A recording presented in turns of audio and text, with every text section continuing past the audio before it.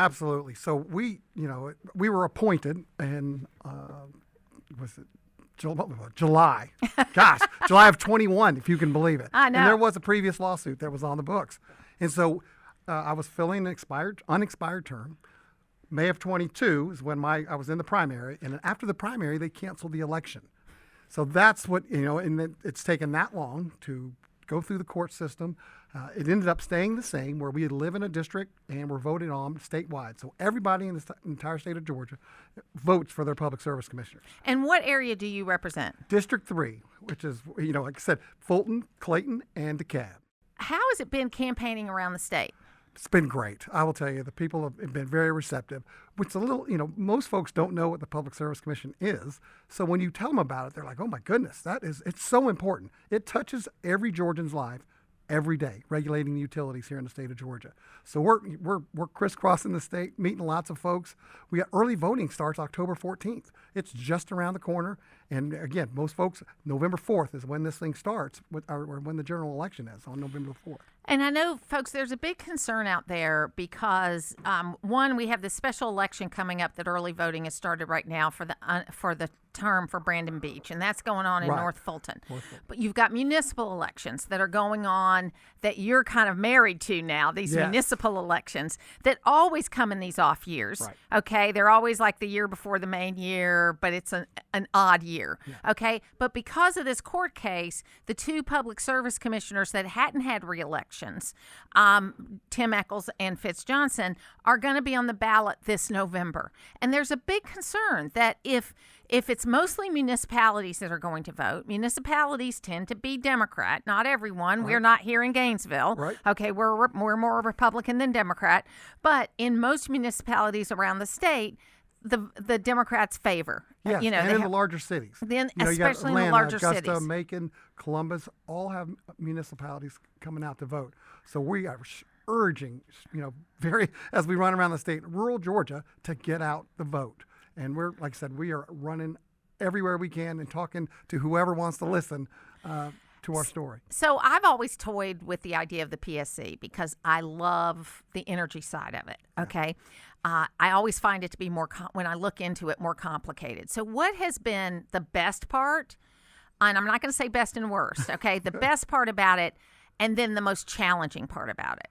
I think the best part of it is actually serving the citizens of Georgia, knowing what we are doing, where we just locked down the rates of Georgia Power for 3 years, knowing that now they have predictability, they have reliability, and it's affordable. Our rates are well below the national average. That, when you get up in the morning and people don't understand sometimes what it takes to keep the lights on or keep the air conditioner on in the middle of summer, or the furnace running, in the middle of winter. So it's very satisfying when people call in and go, you know what, thank you. Thank you for keeping our lights on. Thank you for not having brownouts like they have out in California. Thank you for not having blackouts. That is the most rewarding part for me. The most challenging part, it's almost right along those same lines, is making sure that happens. Working with our utility companies to make sure that they're holding the line on their their quality, to make sure they're holding the line on their prices. And, like we just went through this big data center, we're trying to get the word out on the data centers. People think data centers come in, they do draw a lot of energy, but my customers think that we're paying for it, or the small businesses are paying for the load. Not true. In the data centers, they're signing long-term contracts, guaranteed contracts, so that if they want to come in, they're not going to leave in 3 or 4 years because their money is down. They pay for all their infrastructure up front. They pay for their upstream generation, transmission up front. So we put these things in place to protect our residential customers and to protect our small businesses. It also, Martha, strengthens the grid while we're going. Georgia's the best place to do business, right? Best place to live. I love talking about living in Georgia because it is. It's simply the best place to live, work, and raise your family. Now, the naysayers out there are going to say, I don't care that it's more expensive to live in California. I don't live in California, and I don't want my bill to go up. Okay, so the one question I got leading up to you coming in, which is the same one that was sent in for Commissioner Eccles, was that these data centers get touted as bringing jobs in also. And what this person wanted to know, he didn't sign it, but it's a good question, is are these remote jobs? Are these jobs on site? Are these actually jobs that are going to be in Georgia? And I want to tell you, it depends. It depends on the data center. I just visited a data center where it's going to be a training ground, where they're going to have up to 600 employees at one data center. Now, it's a huge data center, but it does have 600. It also does for most of the other data centers, you have people who come in to data centers. They're employees, they're business owners that they come in and they work at the data center during the day and then they leave. But they're bringing their businesses here to Georgia, okay, to be near these data centers so that they can go back and forth from their place of work over to the data center. So it does bring in jobs, and it is an economic boom for counties. Again, public service commissioners don't tell you where to put these data centers. We just want to make sure that you have the energy once they're here. So one of the other questions we get is about nuclear power and about the fact that, yes, we are the first that have opened up in the United States over 30 years. In over 30 years. There is some talk about some additional reactors being added to this at some point in time. Yeah. So what's your philosophy on nuclear power? And then, is it going to grow here? I think nuclear power is our future. I mean, it is clean. It's base load. It operates 24/7. I think as we look forward to what kind of energy do we want to bring in here that's carbon free, nuclear energy is where we're heading. Now, you've probably heard that they call it SMRs, small modular nuclear reactors. Those are out there. They're overseas right now, and we're doing research on those here in the United States. And I think that's probably one of the first things. They're less expensive. They're half the size. They're smaller, and they can run small areas. So you'll see, I think, the deployment of SMRs as we get down the road. But I don't want to get away from the AP1000s. We don't want to get away from the 2 units that we just added down in Augusta. Well, and we did get a question. Last week we had a nuclear scientist on that got this question about the portable ones, not portable, but the what's SMRs, it called? SMRs. And she said the security around them is just not quite there yet, at least for here. That when you've got them out in smaller areas, you've got to be sure that you've got the security around them. Yes, absolutely. And we have a long way to go. Like I said, they're not even here. We have not a tomorrow, long way. Right? Yeah, we're not going to see these things anytime soon. We have a long way to go on that. And I'm sure security is going to be a part of that. Just like security even for our substations and everything around the state is today. You're going to need security around those things, just like we have security around our units down at Vogel. We're talking to Fitz Johnson. He is the Public Service Commissioner for District 3, and he is running for re-election. And that election is in November of this year, folks. So I know you're not, early voting starts October the 14th.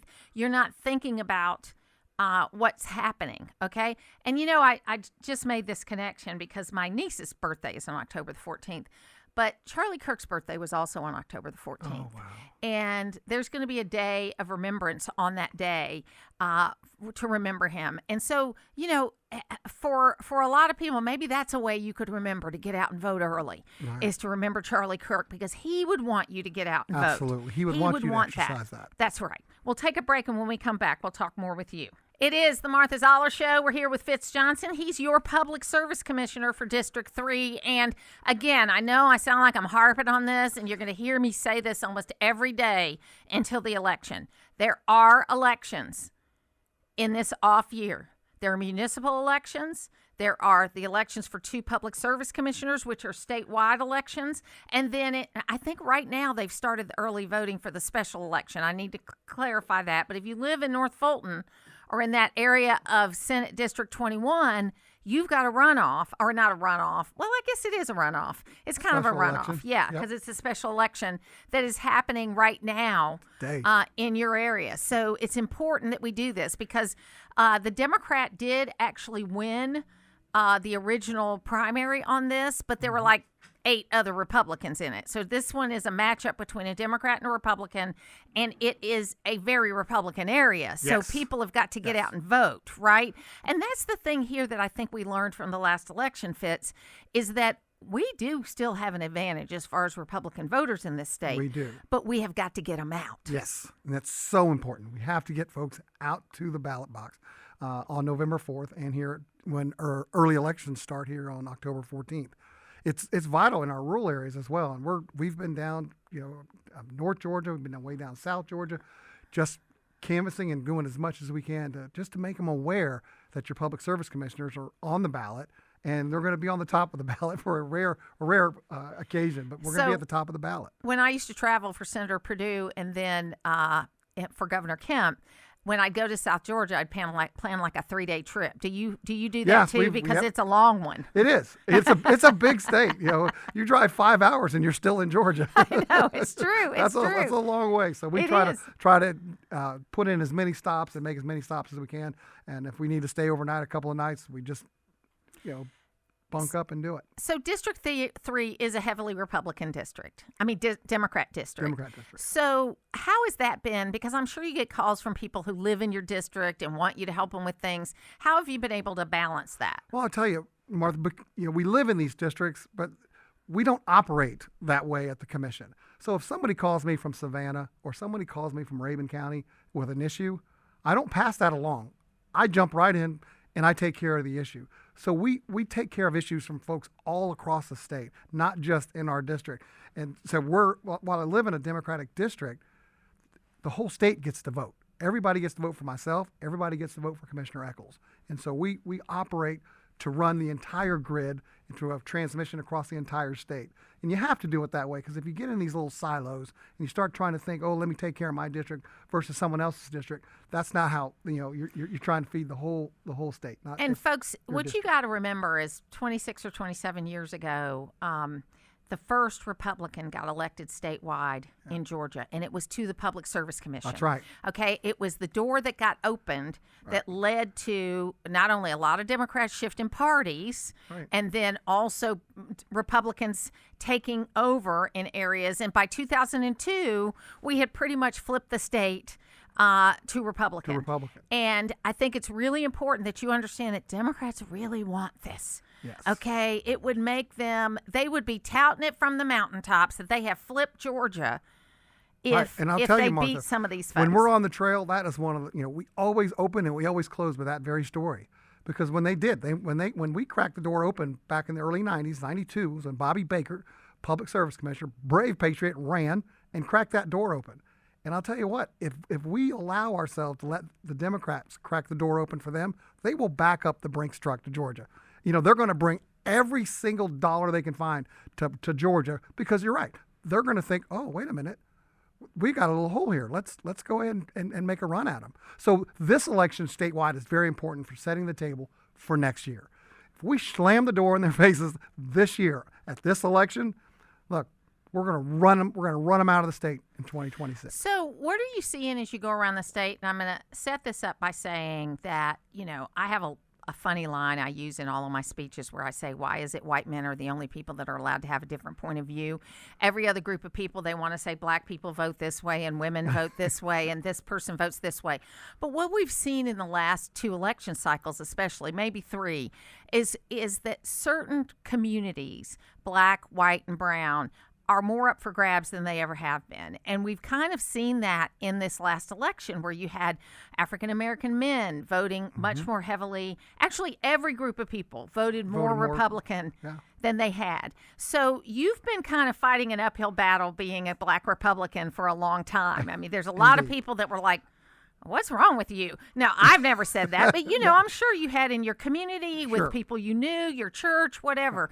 When Ashley Bell flipped to the Republican Party back in 2010, he had to go before his church and explain to them how he could have done something like that, okay? Right. So how is it being a black Republican?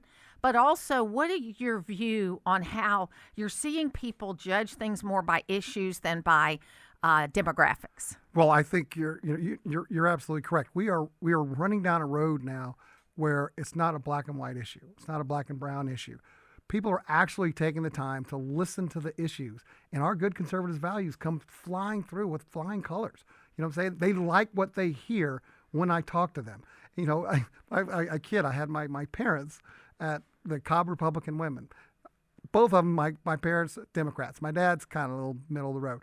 But my mom's hardcore Democrat. Of course, and I took her over there, and on the way home, I kid you not, she goes, wow, they were really nice.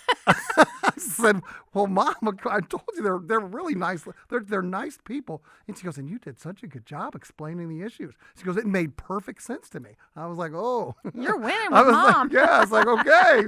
So, but that's what I think when we talk to folks out on the trail, whether we're in South Georgia, North Georgia, or downtown Atlanta, what are the issues? How are you helping me?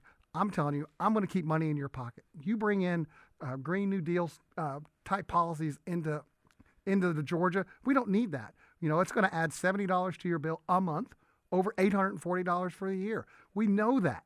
So when they hear that, they're like, wait a minute. Well, what? That's going to happen? I said, you let them crack the door and you let them come into the Public Service Commissioner. That's what they're going to try to do.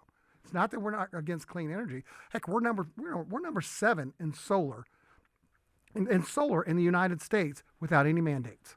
We're doing it the good old-fashioned way. We're letting the people decide who wants solar and can choose for themselves rather than the government coming in and telling them, here's what we're going to do, like they do in California. And this may not be a PSC question, but what is the status of coal now? Are we using coal? Because we use it cleaner than anybody does. Absolutely. And it's also a great backstop, on really cold times or really hot times. So what's our position or the PSC's position on coal? Yes, we are using coal. Yes. And it is what we call our base load fuel.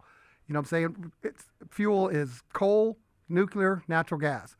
Democrats want to shut all that down. They want to close all our coal plants. I'll tell you, when we have peak demand, coal is right there. It's steady and it's as clean as it's been in a long time. We've gotten so much better in technology and keeping it clean. But it is base load, and yes, we use coal. So if people want to find out more about you, how can they do that? Please you can go to my website, friendsforfitz.com, and check us out there. Also, you can check us out on Instagram at Friends for Fitz. So Fitz Johnson, but also Tim Eccles. And don't forget these elections in November. Early voting starts on October 14th. We'll be back.